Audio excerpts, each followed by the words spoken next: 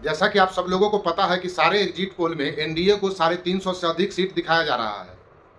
और एक बात आपको और बता दें, जैसे कि पिछला डाटा कहता है, आज से 4 चुनाव पहले भी जाइए, तो जो पार्टी जीतती है उसको एग्जिट पोल में जितना दिखाया जाता है उससे ज़्यादा सीट आता है, और जो पार्टी हारती है उसको एग्जिट पोल में जितना दिखाया जाता है उससे कम सीट आता है। तो इस आधार को माने तो भी एनडीए को 400 का आंकड़ा छूते हुए कल दिखा जाएगा, यानी एनडीए 400 सीट ले ही आएगी कल के काउंटिंग में। लेकिन मजेदार यह है कि विपक्षी पार्टी को यह मानना नहीं है। आज बोल दिए कि फर्जी एग्जिट पोल फर्जी है, मोदी पोल है, और कल बोल देंगे कि ईवीएम में धोखा हुआ है, ईवीएम में घोटाला हुआ है, ईवीएम का रिजल्ट फर्जी है। बस इनको इतना ही करना है। और इससे भी मजेदार बात यह है कि 2019 के चुनाव में भी इन लोगों ने यही कहा कि ईवीएम घोटाला हो गया, ईवीएम में सब कुछ फर्जी हो गया, ईवीएम हैक हो गया और रिजल्ट गलत है।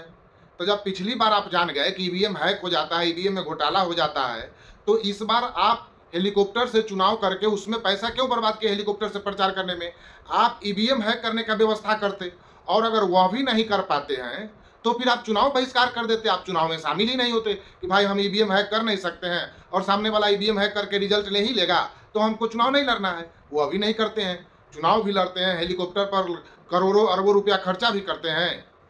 अब बाद में फिर जब हार जाते हैं तो कहते हैं कि ईवीएम हैक हो गया। तो हम इसी पर चर्चा कर रहे हैं। पिछला कल भी ऐसा वीडियो डाले थे कि हार का जिम्मेदार कौन है।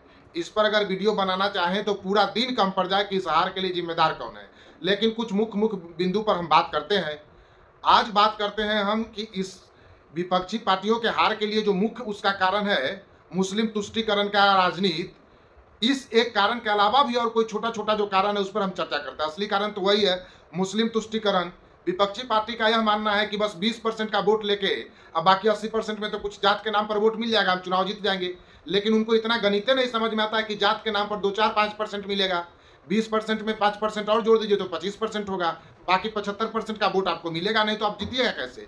लेकिन इतना साधारण सा गणित विपक्षी पार्टियों को समझ में नहीं आता है, खास करके कांग्रेस, आरजेडी, सपा, टीएमसी, जो प्रमुख पार्टियां हैं इस देश की, और एक केजरीवाल साहब हैं, उनको तो और भी नहीं समझ में आता है कि जेल किस वजह से जाते हैं, तो उनको और क्या समझ में आएगा। खैर, तो यह जो मुस्लिम तुष्टीकरण का एक बहुत बड़ा कारण है विपक्षी पार्टियों को हारने का। इसके अलावा अगर कारण का खोज करें तो एक और बड़ा महत्वपूर्ण और बड़ा ही मजेदार कारण है, और वह कारण है कि विपक्षी पार्टी सोशल मीडिया पर चुनाव ज़्यादा लड़ती है और असली चुनाव कम लड़ती है। विपक्षी पार्टियों को सिर्फ इतने से मतलब है कि सोशल मीडिया पर कितना व्यू आया और कितना लाइक आया, उसी से वो समझते हैं कि हम चुनाव जीत रहे हैं। और इससे भी मजेदार यह है कि विपक्षी पार्टियों के जो वोटर हैं उनको भी यही लगता है कि सोशल मीडिया पर व्यू हमारा ज़्यादा आ रहा है हमारे पार्टी का, तो हम चुनाव जीत रहे हैं। अरे मूर्ख, सोशल मीडिया पर जिस वीडियो का व्यू आ रहा है और जिस चैनल का वह वीडियो रहता है, उस चैनल के पिछला वीडियो का इतिहास तो देखो कि पहले यह चैनल वाला क्या कह रहा था और जो कह रहा था उसमें कितना प्रतिशत बात सही हुआ। तो यह नहीं देखना है कि इस चैनल का जो बताया जाता है उसमें कितना परसेंट बात सही होता है, लेकिन उसको व्यू देते रहना है, लाइक करते रहना है, उस पर कमेंट कर करके व्यू बढ़ाते रहना है, और अंत में बस वही ढाक के 3-5 चुनाव हार जाना है। एक बार यह भी नहीं देखना है कि 2019 में जिसका हम वीडियो देखते हैं और जिस पर हम खुश होकर कमेंट करते हैं उसका कितना परसेंट बात सही होता है। जितना भी विपक्षी पार्टी के सपोर्ट में वीडियो बनाने वाला चैनल है उसका 99.99% वीडियो में कहा गया बात गलत साबित होता है, लेकिन फिर भी उसका दर्शक वही देखता है, कमेंट कर करके खुश होता है। जमीन पर उसको चुनाव नहीं लड़ना है, सोशल मीडिया पर चुनाव लड़ना है। यह भी एक बहुत बड़ा कारण है विपक्षी पार्टियों के हार का। बाकी आप खुद समझदार हैं, आप भी कमेंट करके बताएं।